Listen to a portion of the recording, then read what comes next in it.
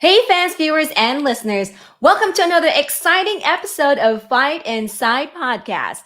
I'm your co-host for today, Raine Cruz, also known as Ringside Raine, ring announcer for Up Next Fighting. And with me as always is Timmy B. Before we get things started, please follow and subscribe to our podcast so you can get updated with our latest new episodes. Today, we will talk with the FLA Submission Kumite 5 champion. Wave our country flags with pride. Ask Bellator what the heck they're doing. And make our Dillon Danis versus Logan Paul predictions. So what are we waiting for? Tim, hit it!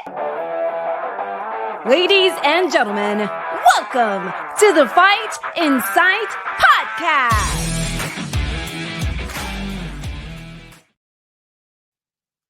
Our guest today, he is the current reigning Fight League Atlantic Submission Kumite champion. He captured the title for the first time a few weeks ago in Nova Scotia.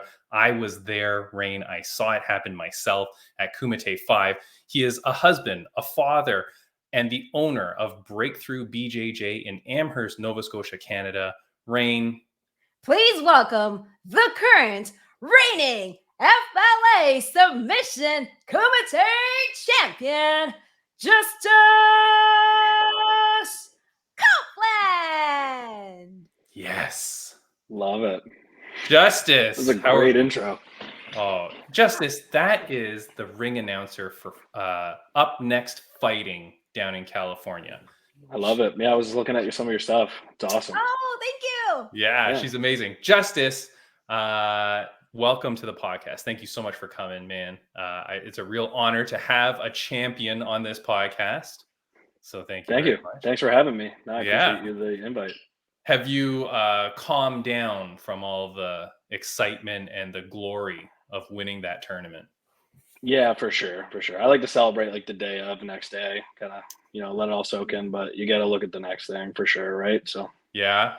With jiu-jitsu, you guys are competing like every other day. Like you can like in Atlantic Canada, things are like they're picking up quite a bit. I mean, every like month or two there's something, but like me and the team, we try to travel around and compete like as much as we can, right? So before the Kumite, 2 weeks before that was my previous one, and I had a match in Boston, and nice. It's amazing, man. Yeah, no, I know. We will get to everything with you, but before we start, figuring out who Justus is, asking you some tough questions, we have a little game we're going to play with you, Justus. All right? Sounds good.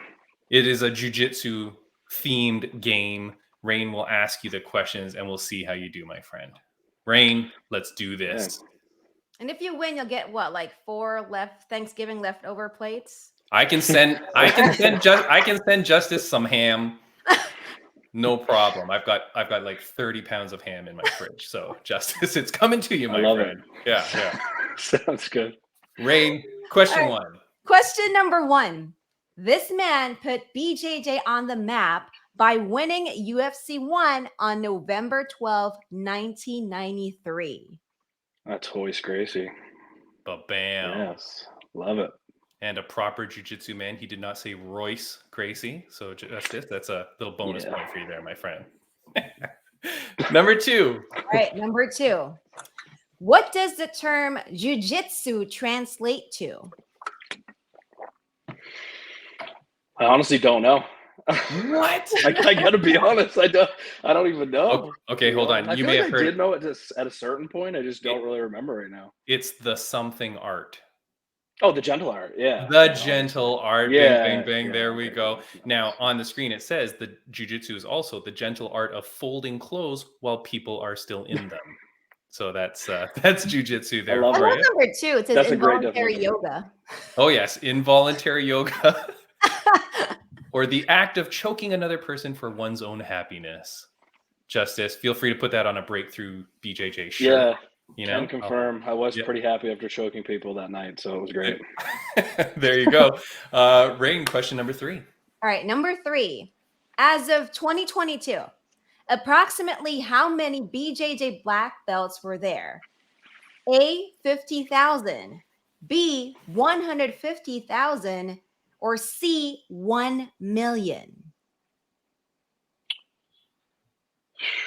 Probably like the lowest number, right? I would say What was the lowest number that you said? 50,000. 50. I would go with 50,000 for sure. 50,000. Justus, it is 150,000 worldwide. Awesome. From the Fight Insight research, this is worldwide. There are 150,000 black belts, Yeah, but that includes both active and retired fighters. Okay. Anybody who's kind of registered, but it's not IBJJF ranked or something, right? It just means everyone. But that's kind of impressive, though, right? 150,000 around the world. Oh man, yeah, true enough. Yeah, when you think of like the actual population of the Earth in relation to that number, it's still extremely low for sure. Yeah, it's kind of crazy. All right, Raine, last question. Justus, this one is a hard one, my friend. All right, last question. This man made his BJJ commentary debut at FLA Kumite 5 and was extremely impressed with your incredible performance. 4 wins, 4 submissions, and taking home the belt. I'm going to go with Timmy B. Boom! That is correct. That's the right answer, my friend. Dude, I was so impressed with you, Justus. You came out there. I didn't even know I was going to be announcing the whole pay-per-view. I thought I was announcing like the first 4 or 5 matches. And then on the night of, it was like, nope, you're going to be doing the whole thing. And I was like, shoot, I haven't studied everybody on this list. Yeah. So I was throwing around my papers, trying to figure out who Justus is and figuring out like who you were. And here you are, this unassuming guy. And I'm like, oh, like, you know, and then he comes out, Raine, and just kills it the whole night. And Justus, can I say your song choice of entrance music, Raine? It was so good. What was it? It was really, really good. It is this here.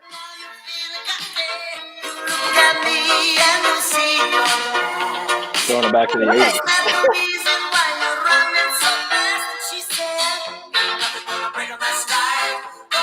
Oh, it was so good, Raine.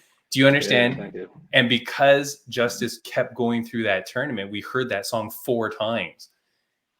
By the second time, people are standing up in the crowd dancing. Did you know that, Justus? Did you know people were dancing? I didn't see anyone dancing, no, but I definitely could feel the energy in the room. It was walk out for sure. Yeah, like, and then everybody knew it was you because your music was so memorable. Like people were like, "Oh, it's this guy again," and then like the people were dancing in the stands. It was so fun, man. It was such a great night that night. You've competed in other Fight League Atlantic Kumite events before, correct? Yeah, correct. When Kat started them in, it was like at the start of COVID, right? So the first one, there was like no spectators. You had to wear a mask in and out, you and one coach.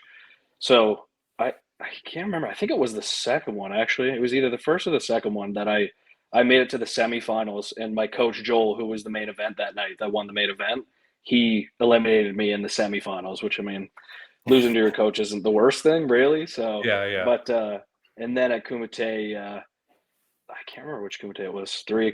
My apologies. I compete so much, I have a hard time remembering which numbers. I do think it was the third one, though. It was the third one. Actually, it was.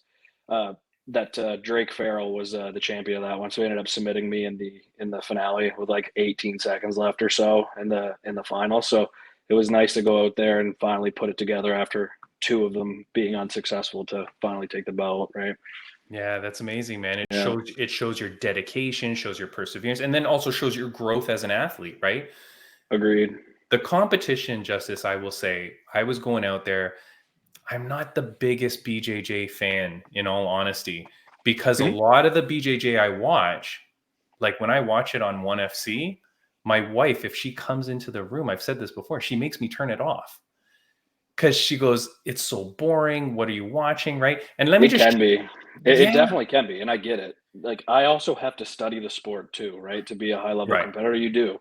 And I do. There's certain people or just certain rule sets and things. It's just not fun to watch. I got to be honest. I can respect it as a high-level sport. I've done it for so long too, and like from that perspective, like I can pick things out where I'm like, oh wow, it's amazing how they're fighting in that position or something like that. But for the average consumer, they don't want to see 2 people run in and pull guard, double pull, and stuff like that, right? So me and my students in general, like, no, there's no one that trains with me really that like likes to. And I just don't when I'm in that type of match. I'm not having fun. I'm not. Yeah. Like I get it. So I try to make things as exciting as possible for sure. Yeah, dude, and you did. It's not just the rule set, and I do want to credit Fight League Atlantic for sure, because their rule set made it exciting by not allowing them people to just pull guard and stuff like that.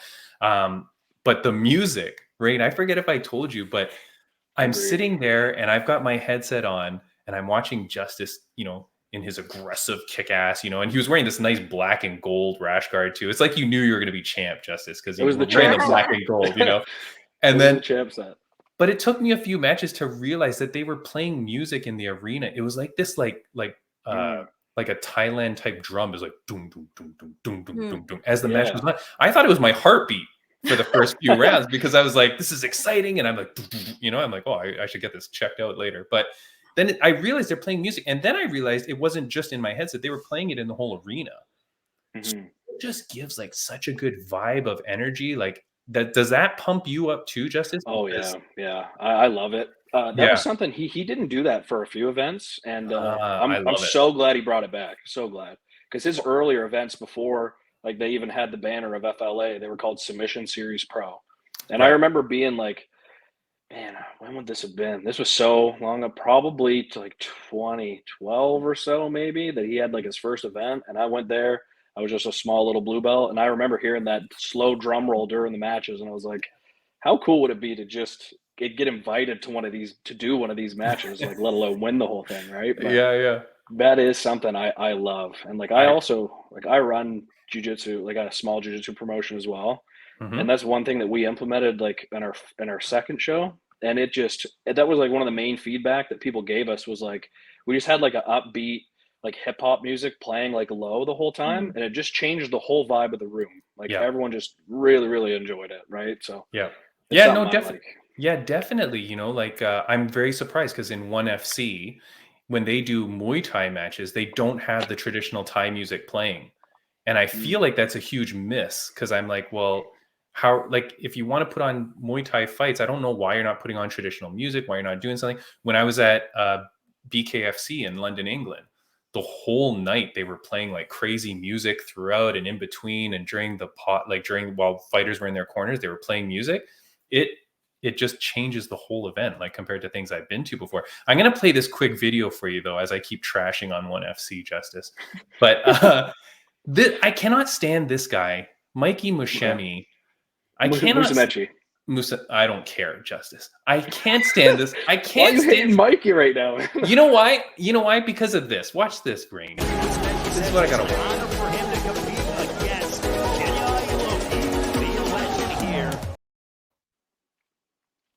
What?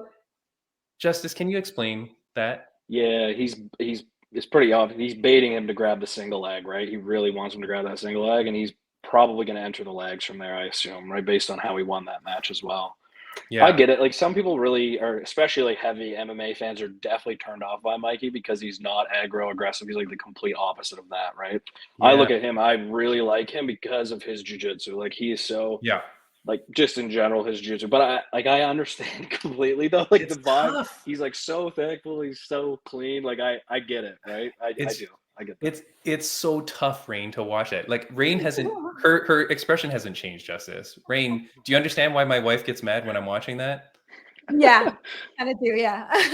It's just so strange. And not only that, Justus, but they put him in the middle of like Muay Thai fights and MMA fights. So like you go from crazy fighting to then this guy, handing you his leg. Yeah, I get it. And the crowd seems to like him though there, eh? I don't know. Probably like there's been a few highlights that I see that they're like really cheering for him and stuff, and I'm like, wow, that's pretty awesome. Justus, but I do get that though. I get it. The Fight Insight conspiracy theory, Justus, I feel like that's fake audience noise. Do you? I think they're pumping audience noise in there. Raine, remember when Goldberg like live during it? Yeah, I think so, man. Okay. I know. Telling him to do this. Yeah. Like someone holding up a sign, cheer now, cheer now. Do you remember, Raine, when Goldberg started coming out in WCW? Do you guys remember Goldberg in WCW? Yeah, I remember Goldberg. 100%. Okay, so did you know that they were pumping the Goldberg chants throughout the arena? Like they did that. Like and that was like a known thing. Like WCW, when he first came out, to get him over, they would just pump that Goldberg, and they would just pump it through the arena so that the whole crowd would just start doing it because they think everybody else is. Oh, wow. And that's how they made him popular. I don't know, Justus. It's a tough one, man. I don't know. You might be right. It's hard to substantiate that, right? I don't know. There's been a few clips where I'm like shocked. I'm like, wow, like I've never seen a crowd react like that to jiu-jitsu there. But that's different culture and stuff too, right? I don't know. But why? But they're in like Singapore. Singapore's got that culture that they're going to respect it that much. I don't know, man. Anyways, Justus, before you get in trouble with Mikey, I like that I saw on your gym Breakthrough BJJ, you had on your on the jacket sleeve, it says just stand up. Yeah, so I don't know if you know jiu-jitsu at all, like you know who Craig Jones is, and you may anyway, just because of MMA, right? So Craig says that all the time. But I got a bone to pick with Craig because I've been using that phrase since that first submission series event that I just talked about where they played the low drum roll. Okay. This is when this started for me. It's like a thing now on the internet that people say in the jiu-jitsu community, and it's like a joke, and Craig Jones uses it. But during that first submission series, me and the co-owner of Breakthrough BJJ, who was also in my corner that evening, Jeremy, we were there during the event, and it's quiet, and there's 2 black belts going, and one has just been destroying the other the whole match. He's got him in the full mount, cross-face, just cannot move, like squishing him. And then just some drunk guy stands up and he just goes, just stand up. So we just keeled over at that. So we've been, at tournaments, we'll be coaching each other. We'll just yell. Like, I honestly don't know why you didn't just stand up in that position, man. Like, you could have won this whole match. Like, you just didn't think of that. Yeah, we pray to Derek Lewis at our gym actually because he's the king of just standing up, right? Yeah, that's the man. That is so funny. And then of course, was it Mike Perry when someone was yelling at him to do something and he's like, I can't, right? Or like, I'm trying. Yeah, that was funny. Yeah, really but the thing is, right, and I'll say at Kumite, and it was you and all the fighters, like it was a fantastic night. Like, I was so impressed with how aggressive all the competitors were because there was no pulling guard and stuff like that, but you guys were going crazy at one another. It was very aggressive. Like it was fast paced. I couldn't believe you guys didn't seem to be worried about conserving energy for the next rounds. Like you guys were going 110%. From the second it went through. Raine, it was crazy. And then here's Justus, 4 matches, 4 finishes. Like this dude was gunning for these wins. And it was beautiful. Justus, that's got to be the future of BJJ though, right? This kind of rule set, that kind of aggression, that kind of the music, like it just gets everything going, right? I agree. Well, you just said it yourself that you don't enjoy watching jiu-jitsu, but you seem to enjoy that event, right? So that's the thing, right? Like none of us, the thing is with a short match like that, you'll see it in some tournaments, people won't have that pace because they know they can win via points, right? So they can win via points. But the thing is, none of us want that judge to step in and say, okay, this person won.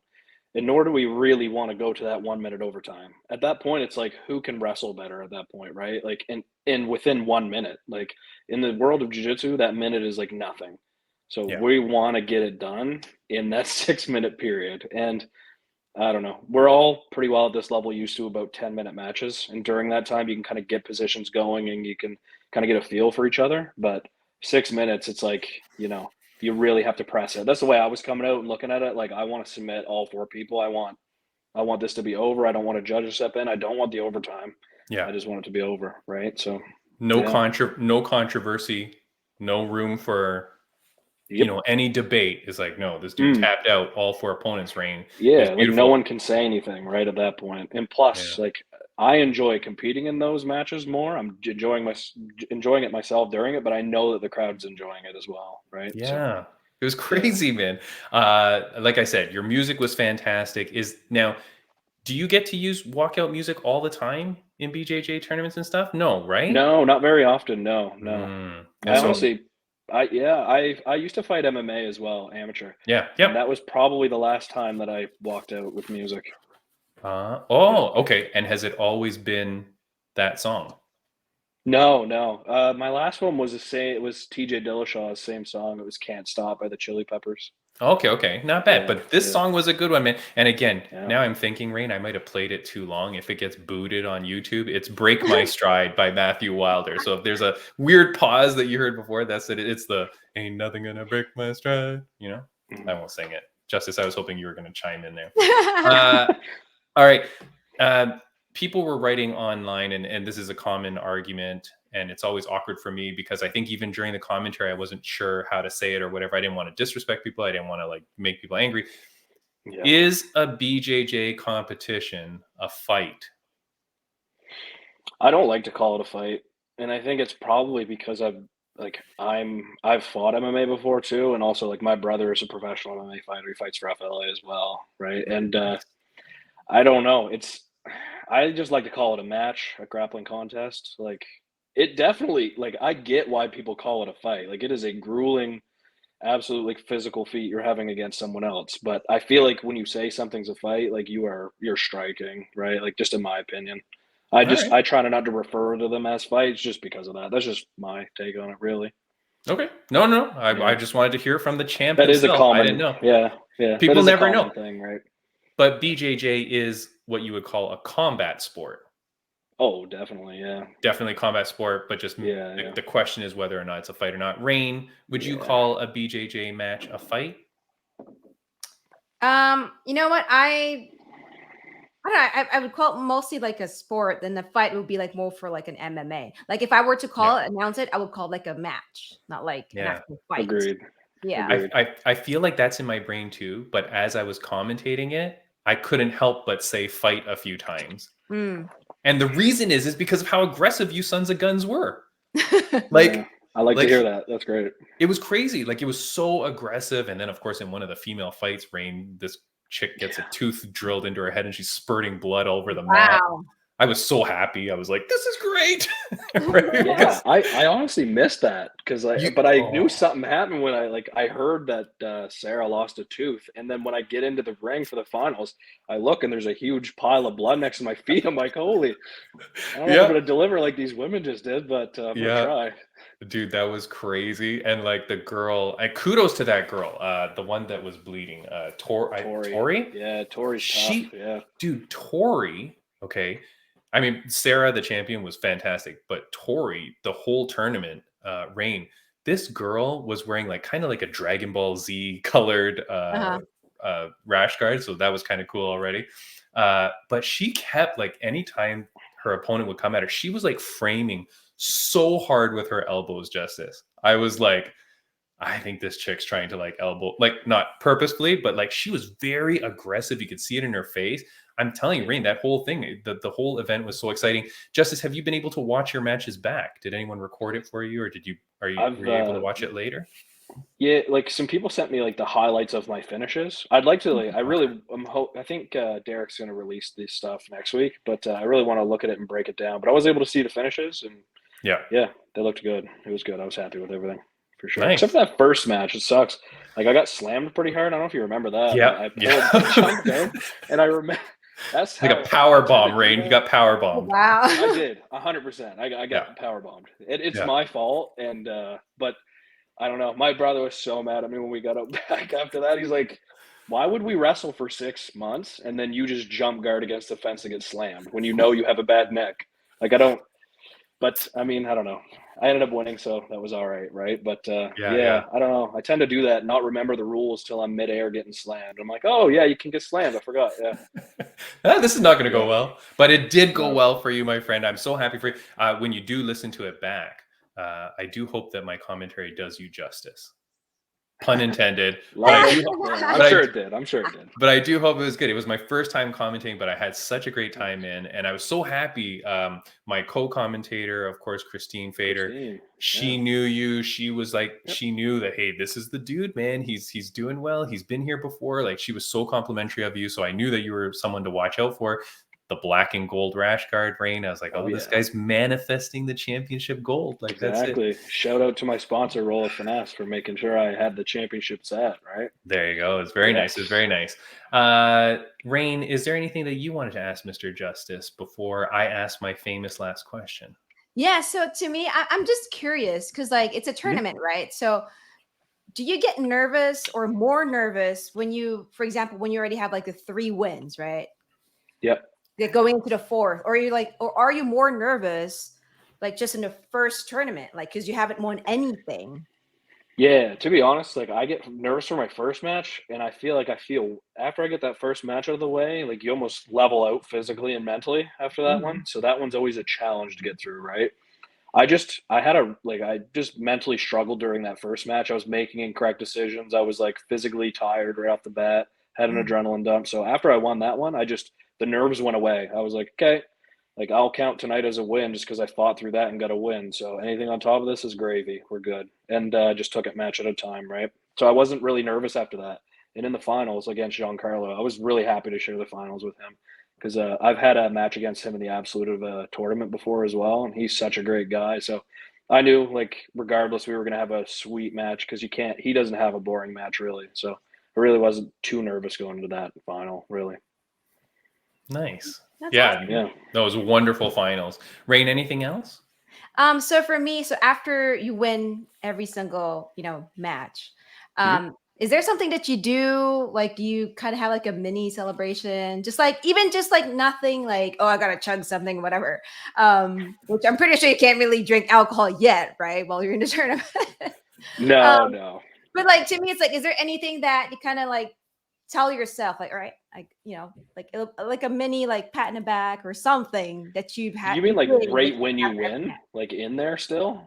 Like What's when you that? win, or do you mean like after the fact, or do you mean Like like in after there each still? win that you got, was there any kind of point wherein you kind of like stop and be like, all right, great job, on to the next Yeah, one? it's kind of like when I go sit out back with my brother Jericho and my co-owner of Breakthrough BJJ, Jeremy. Like we just sit down, take a deep breath, we celebrate it for a second. We're like, Mhm. and then we just break down what happened in the match and try to level it out after that, right? So it's that little combo I have with them is like our little celebration, So I would say Okay. that is definitely it, right? Nice. Yeah, that's Nice. nice. Now, did you to add on to that, did you buy anything for yourself or anything like after winning this? Did you treat yourself to something? Oh, I did treat myself, and I do regret it. I had a big plate of Chinese food and half of a McCain cake, and regretted it instantly. So Nice, that was nice. it. That was it. All right, all right. I did notice when I was in Nova Scotia, there are a hell of a lot of Canadian Chinese restaurants. Rain, like There chicken is. balls and fried rice, you can get that anywhere, man. There was a lot of Yep. places. So yeah, that's pretty Wait, what do you cool. guys call it? Chicken balls? Oh, you We don't just have call it that? chicken balls. Yeah, yeah. Chicken. Over here, what's popular is orange chicken. I don't know if it's the Oh, same, but no, they're it's also It's shaped very on like similar. like a Very ball. similar. It's like a red sauce instead of like the orange chicken it's like a sauce. little deep fried Yeah. ball with some chicken in it, and then it's got Uh-huh. like a red sweet and sour kind of sauce on top. Okay, so it's kind of like Oh, similar then. I didn't know We call it I didn't orange know that's chicken. different in America. Oh, okay. Yeah, It is, well. yeah. Oh, well, there you go. But anyways, yeah, Justice, that is awesome. I'm glad you celebrated. You didn't buy yourself like a something? Like where is the belt? Where does the belt reside? No, Saturday morning. After that, I was teaching kids classes in the morning, so I just put it up on the wall. It's up In the on the wall gym? at the gym. Nice. Yep, with the rest of Ah, our belts beautiful. over there. Yep. Nice, nice. Congrats, man. Thank you. Before I ask my final question, Justice, is there anything that you wanted to say to the fans, viewers, and listeners of the podcast? I guess just thank everyone for supporting the event, right? I'm glad that everyone kind of came out, streamed it, and like responded really well to it because Derek and John, they booked 2 more Kumites, which is I awesome. know. So I'm Yeah. gonna show back up in April and defend the belt. So I'm excited for that. Beautiful, man. I Yeah. can't wait. I hope that I get to go back out there because I had one damn hell of a time. Justice, I say it's probably like really one of the best weekends of my life, aside from my wedding weekend. Rain, see, I'm not gonna screw that Yep, up. yep. But really, it was incredible, man. And yeah, so there's another Kumite in April, and then there's another Mhm. Kumite in September, I believe, for Fight League Yeah, I think so. Atlantic. But you, my friend, where do you go? This is not my last question, by the way. Where do Mhm. you go from here? Like, what is the plan with your jiu-jitsu career? Like, where does this end? Where does this go? I don't know. I don't really have like a specific goal. I will say like that match in Boston was putting me in the right direction. Like I competed against like a teammate of Gordon Ryan, which is like Hmm. you might know who Gordon Ryan is, right? Yeah, So yeah, I yeah. competed against like he trains under his coach, John Danaher. So that's kind of the direction I want to go to. Keep doing like matches. I just like events like this, right? Where it's singular events, like super fights, stuff like that. Hoping to like continue to compete in the US. So that's kind of the goal more than anything. Nice. Raine, Gordon Ryan pretty much looks like Big Papa Pump. Big Papa Pump? You don't remember? You're a wrestling person. You don't remember Big Papa Pump? Oh, you know who it is. I'm a wrestling person. Hence John Cena in my back. Yeah. Anyway, he's like a big, like massive dude. Like it's crazy. He's very, very big. Very, very vascular, we will say. Justus, my last question is a question that I ask all the guests of the podcast that come on. It's a question that my mom used to ask me almost every day of my life. Justus Copeland, champion. How happy are you on a scale of 1 to 10? 10 for sure. Nice. Very happy. Very happy. Good, my man. And can you expand upon it a little bit? Yeah, just, I don't know. It's hard not to be coming off of a weekend like that, really. You know, I still am feeling the effects of it. A lot of people, you know, reaching out and supporting and stuff. But the best was like coming home to my kids, because the last time when I lost to Drake in the final, I came home and my son had, like, he was asleep, but in the morning he came in and woke me up and he gave me a picture he drew of a belt. He's like, I just don't want you to be sad, Dad. Here you go. So coming home and him waking up the next day this time, and I just put on the belt and grabbed my coffee, and I just walked out drinking my coffee and didn't say anything to see how excited he was for that. That was pretty great, right? So that's overall, awesome. I don't know, man. You have your health, and I'm pretty happy overall. Yeah, that's beautiful, my friend. Like, you have a beautiful family. You've got a beautiful gym. You're going along with your career. It's going very well. You seem like the nicest dude. And then you're living in beautiful East Coast Canada. I'll tell you, Raine, I'm looking at property there. I'm trying to move there. After visiting there for one weekend, I'm like, I should be living here. What am I doing? So a lot of people are. A lot of people are selling their homes and moving out here, and I don't blame them, really. Right. Yeah, of course. Justus, congratulations on all your success. I wish you all the best. I do hope to see you again in the future. Anytime you've got anything to promote, anytime any of your students have anything to promote, if they've got a match coming up or a fight or anything, tell them to hit us up and we'd love to have them on the podcast. Awesome. Yeah, sounds great. We appreciate it. All right. Well, Justus, thank you so much and have a wonderful day. Thanks, Raine. Take care. Thank you. Right. See Bye. See ya. There he is. Yay, the champ. The champ is here. I know. You do know Big Papa Pump, right? No. If he's, like I said, if he's like an older, like NWO time. So NWO is too early for you? It is, because like I started watching around 2006. Oh, okay. Yeah. Big Papa Pump was before that. He's NWO time. For the people of this podcast, I'm sure a lot of people know him. He was like this giant roided up dude, like gross, crazy. But the guy he's talking about, the Gordon Ryan guy, like he's very, like, it can't be natural. Like he just looks huge. Like it's so strange. But whereas Justus is just like, he's just like a built dude, right? But, you know, flexible and whatever. I mean, he was fantastic. So Justus Copeland, I'm so happy to have met this guy. When I saw him there at the event, I saw him compete. He was incredible. I saw him kind of like backstage or kind of in the crowd afterwards. And I said hi to him and he just seemed like the nicest guy. So I'm so happy to have him on to kind of like help celebrate that win for him. So yeah, that's beautiful. Can you imagine your dad comes in the morning and he's just drinking his coffee with a giant gold belt? And the belt was huge too. Like they were nice gold belts. Like they looked very impressive. So that'd be so funny. Imagine, right? Like what a cool thing for your kids to see too. Like see you achieving that and your goals and dreams. Yeah. And then like you're basically, you know, your child's role model, right? So it's nice for his son to see that.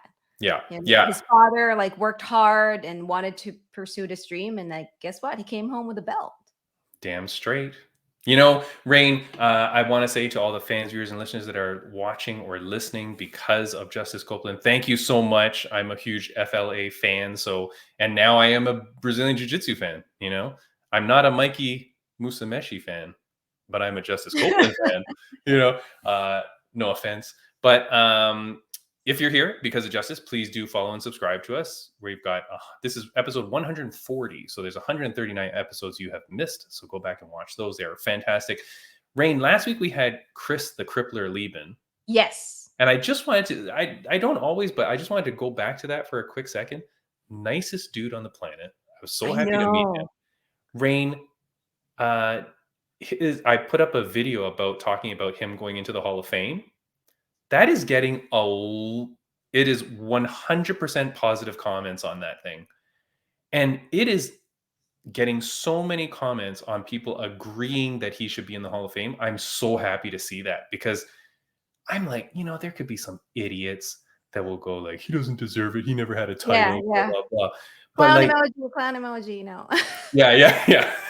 No. But it's getting massive support, and I'm so happy, because then it makes me think like, holy crap, yes, this guy really will get into the Hall of Fame, and he totally deserves it. But what a great guy, and the viewer and listener and follower support is incredible for that guy. So I'm so happy, because where he came from too, like, kind of a troubled kid and whatever, but to overcome all of it and to now have like really the world supporting you, it's just so beautiful. Like, I just thought, wow, that's really nice. Yeah, definitely Hall of Fame worthy.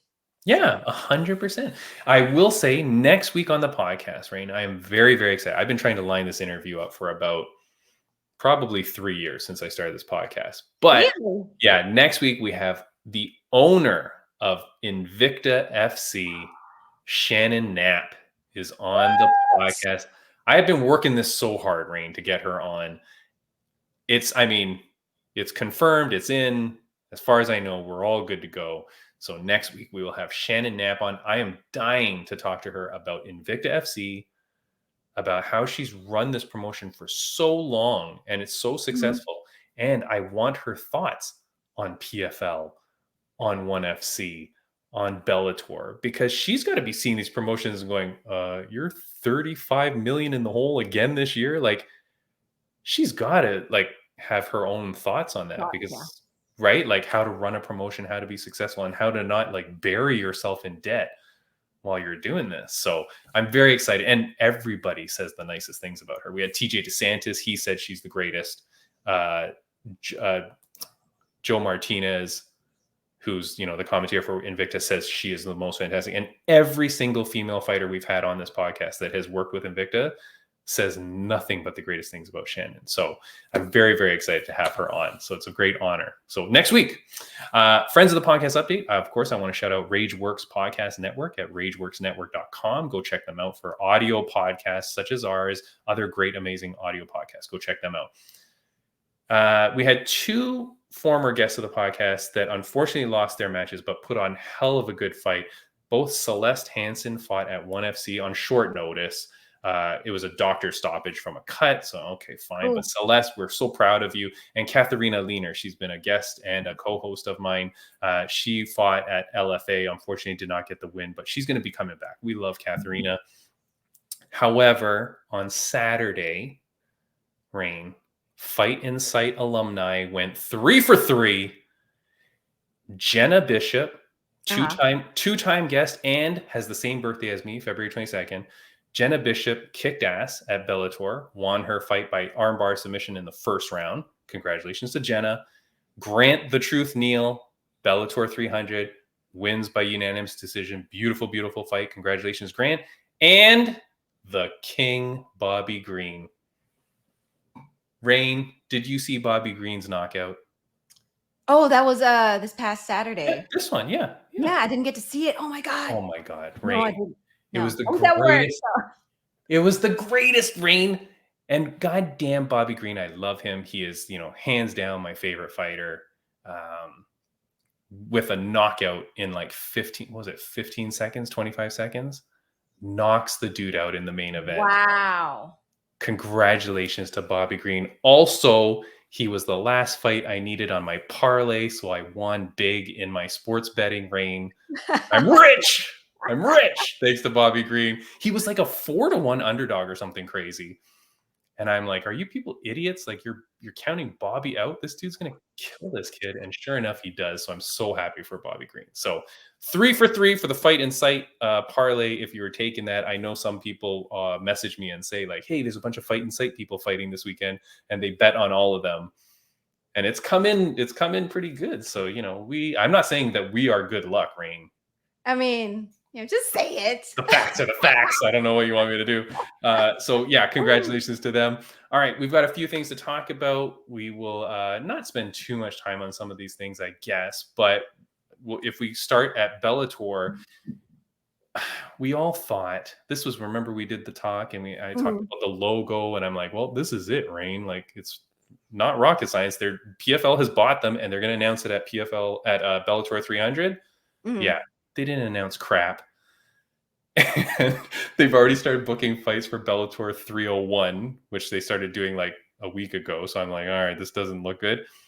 No PFL news, no buyout. God knows what's happening. And here's their president, Scott Coker. He just makes a quick little comment here. To me, it's just speculation. So I can't engage in that because it's really unfair. He says really unfair. Anyways, this dude, remember, he's not the owner. He's just the president. Like, he's an employee president, but he's kind of the face of Bellator, such as a Dana White. But he's just like, hey, I don't know, man. Yeah, maybe to him it's like it's nothing. Either he knows something and he can't just, like, legally talk about it yet, right? Or he just doesn't really know anything, and there's really no decision so far, so he can't really say anything. And he doesn't want to say something that people might kind of, start assuming X, Y, and Z. Yeah. And then if the deal is being like in talks right now, it might push the deal, in a different direction if people start assuming, a certain way. Yeah. Or the thing is that he is just an employee, and it's on a need to know basis. And unfortunately, the president doesn't need to know because I think it's owned by Viacom or whatever. And it's just like, hey, whatever the big head honchos do, they do. And I guess I'll find out when it happens. And until then, he's got to keep pushing and promoting Bellator. But it must be so hard to promote that brand when everybody thinks it's about to die. Yeah. Right? Like, and then think about it. Like, what if it's not dying and like he's got to go and recruit fighters and stuff like that? And fighters might be like, well, wait a second, aren't you guys going to be gone soon? Like, it must be very tough for that promotion. But anyways, they had a great night, Bellator 300. Jenna Bishop, kicked ass, and I'm happy for her and let her keep going about. But yeah, so apparently Bellator, who knows what's happening, but we've got Bellator 301 coming up, and that's it. So all my predictions failed, Raine. That logo that you said was just a coinky dink, it was just a coinky. So I totally screwed that up. Next thing we'll go to is that flags are back. Ooh, yay. We talked last week about, or was it last week or a few weeks, about the Bible? Yeah. When Bryce brought that in. But here's Dana White. Flags are back. If any flags hurt your feelings, too bad.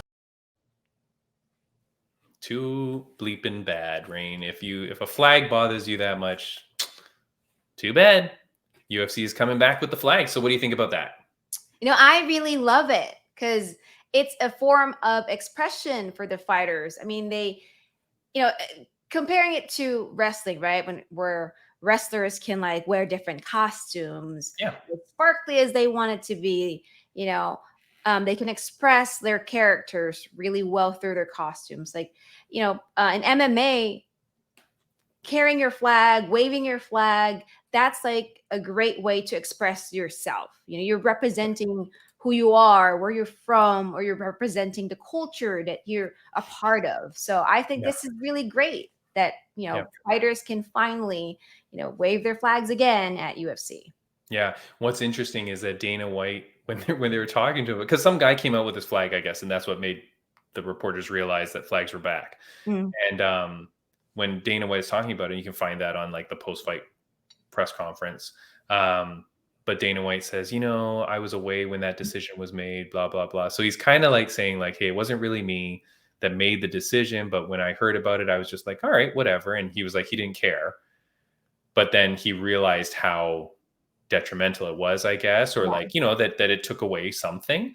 And so, and I guess it was probably sparked on by politics and things like that, as, they didn't want certain flags to be represented, which in itself is crazy because the fighters are from there. So what are you going to do? Yeah. So anyways, and he was like, look, I'm always all for freedom of speech and blah, blah, blah. So boom, the flags are back. Yay. That's good. I think it's good. Like, why not? It's one step closer to them being able to accessorize even a little bit more. right? Bring out a little bit more stuff.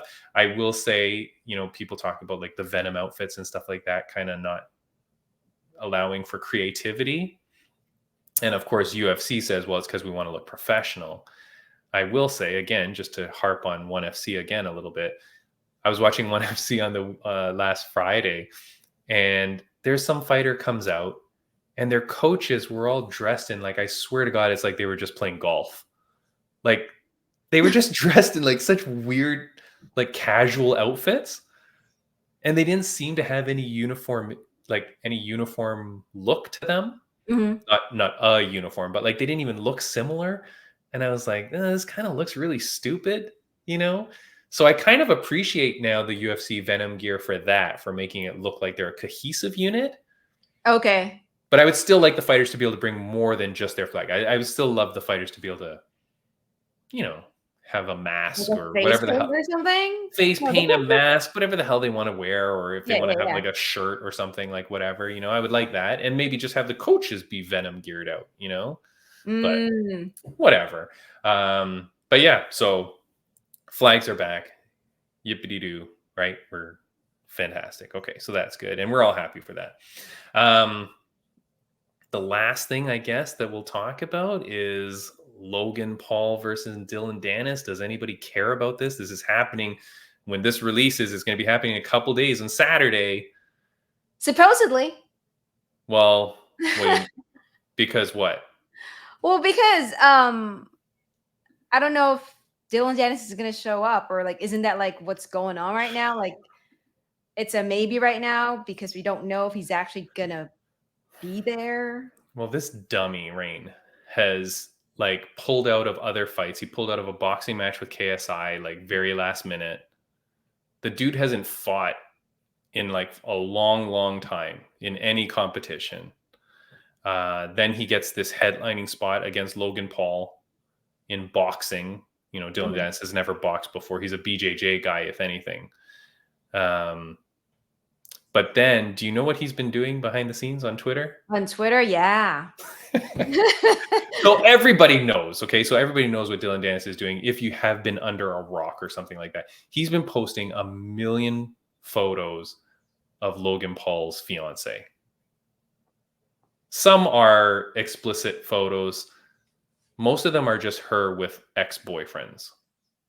I don't know if some of them are photoshopped or whatever. And some of them are just like her standing with, like, let's say like George, I don't know if it is, but like a picture with her and George Clooney.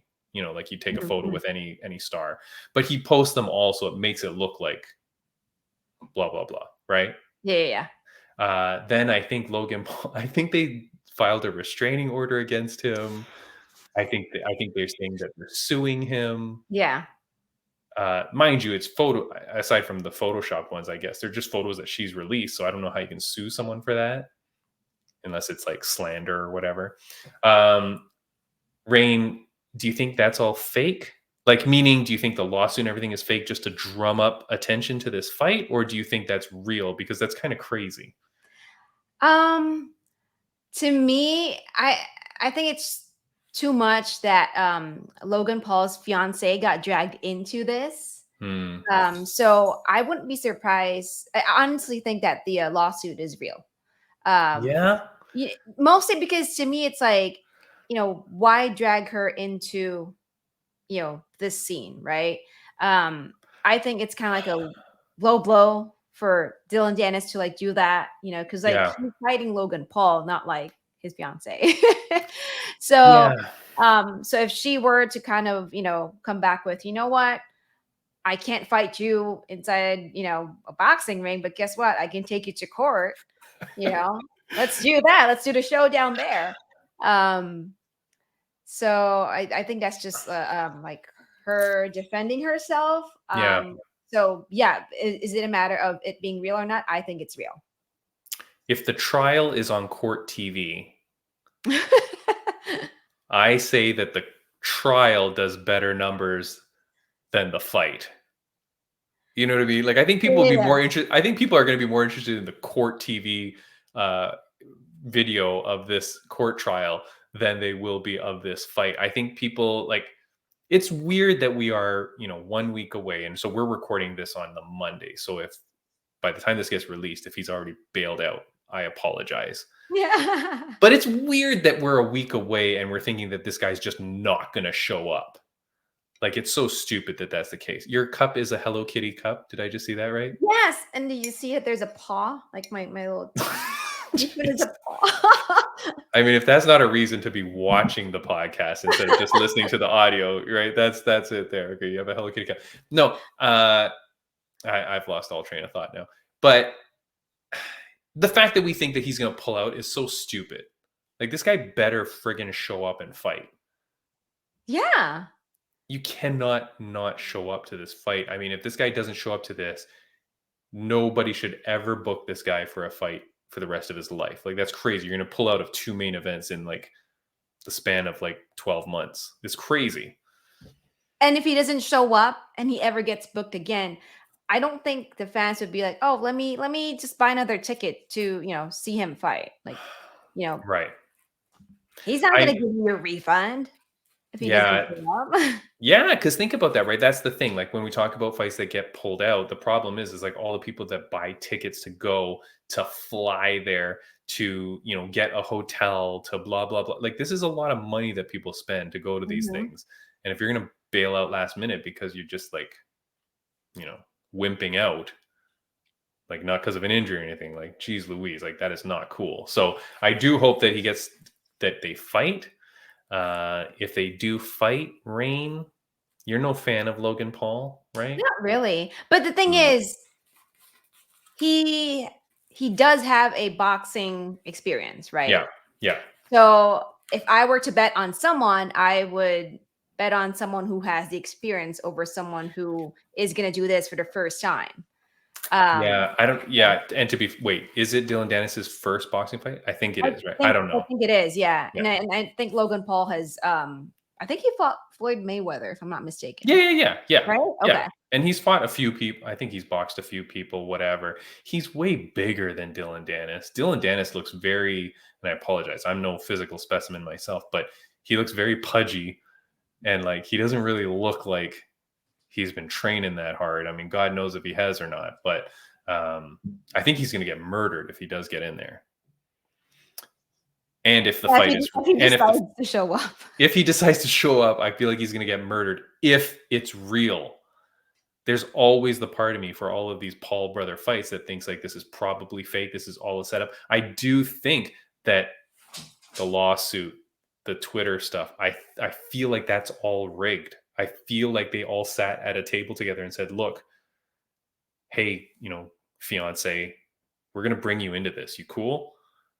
And she's like, well, I'm a socialite or like whatever she is. I don't even know what do you know what she is? I think she's a model. Okay, fine. So whatever. So she's a model. Yeah. But so then I don't know. And these are all photos that you posted, aside from the few that are kind of photoshopped. But like, hey, this is all stuff you've released before. Are you cool if he sends this all now? And we're all going to make millions on this, right? We're all cool on that. We're going to get your name in every tabloid and every paper. You're going to have interviews all over the place. Your face is going to be everywhere. This could promote you to anything. You might get on Dancing with the Stars. Who knows? Right? Like, these are all things that like, just kind of like in this weird influencer world, I could just see that as being like, this is all staged to just get these people views, clicks. Like, bring in the drama and, yeah. I see that point. I mean, I've seen Logan Paul in WWE, and I've seen how he called out like a wrestler to, have a championship match against that wrestler. Right. So I can see that happening, this being a setup, sell more tickets. And, but yeah, it is from a fan perspective. I just don't think, let's say I have a ticket, right? And right now I'm like, oh God, I bought this ticket to watch Logan Paul versus Dillon Danis. And now I'm like kind of sitting here like thinking, shoot, like, spending all my money. Now I don't even know if this fight's going to happen. Like, what the hell, man? Yeah. Now, if Dillon Danis pulls out, they have Platinum Mike Perry to step in. That's already, they already have a backup fight, and that backup fight would be incredible. But I think I'm betting that this is all rigged. If I had to put money on it, I would say that this is all rigged, that this was all staged and all planned, and that even the fight is going to be slightly staged. I wouldn't be surprised. Yeah, I think so. Like if the fight goes more than 2 rounds, because it's scheduled for what, 8, right? I think. God knows, whatever. I think it's like 8 because I remember like reading about it and I was like, oh, 8? Okay. Why? Because you mean it should be more, right? Like it should be 10 or 12 rounds, like a regular boxing. Yeah. I think at one point it was even 5 rounds or something stupid, and then they agreed to do more rounds, whatever. Like, it shouldn't even last more than 2 if Logan was really fighting this guy. I mean, I've never even seen Dillon box, but I'm just guessing that it should be very quick fight if this is real, and if not, or if he takes one of those face plant dives, right? Like, you know what I mean? That crap's always fake to me too, Raine. So anyways, okay, we will see whether Logan Paul versus Dillon Danis is real. If anybody cares, nobody ever knows how many pay-per-views this sells. Like no one ever keeps track of that stuff anymore, Raine. I don't even know like how you judge if something is a success, aside from like Instagram hits or something like that. But yeah, no, that's it. What else we got before we go? How are you? Everything good? Everything's good. You know, UNF the 13th will be I think it's in 2 weeks. October 21st, Commerce Casino here in Commerce, California. So make sure you get your tickets at upnextfighting.com or on Instagram at upnextfighting. And you will be there? Yes, I will be there. Okay, all right. So in 2 weeks, Up Next Fighting, you will be there. And at Commerce Casino. Commerce Casino, yeah. Commerce Casino. All right. So if you are anywhere close, go buy your tickets. Go hit them up. Go be there in person to see Raine do her thing. Yeah. And will the blue jacket be making a return? I don't know. I think I'm gonna go with something sparkly this time. Okay. All right. So yeah. So we'll see. Because sometimes I order stuff, and it's like. I know, and then I just go back to what I normally have, and like, why did I even like order this thing? And like, yeah. But I might go with something sparkly because it's it's Halloween, and this is the event where you're saying that you might have to dress up too. Well, I don't think I have to dress up anymore. But why? Oh, did they say no now? I asked, and I guess at the moment I don't think we're wearing costumes unless things would change. So, but I haven't like worn a sparkly suit anyway. Okay. Like the last few shows that I've done. So now I'm just like, you know what? I think I'm gonna do it. Nice. Like the sparkly suit means the jacket and pants are sparkly? No. That's just too like crazy. Okay. Yeah, it's too much for me. That's too much. All right. All right. Well, that's exciting. So in 2 weeks, there you are. Next week we have Shannon Knapp, so that's exciting. And then what else is on deck? Do I have anything else that I wanted to talk about? I think we are good. The flags, the Bellator sale. Yeah. And then Dillon Stupid Danis. But yeah. All right. That's it. I do want to say, the Chris Lieben thing, that was amazing. I know I have to still do the video for you for Cameo. Oh yeah. Find me on Cameo, guys. If you want me to announce you as, the new reigning, defending, whatever champion you want to be. Hey, find me on Cameo, Raine Cruz. Wait, or I can. What about if someone was going to quit their job? Could they get a Cameo? So you go, you are the worst boss ever. Oh my God! Yeah, I quit. And then you could send the Raine Cameo over as their resignation letter. Like yeah. Do good stuff like that, people. Like figure that out. All right. Well, next week, Shannon Knapp.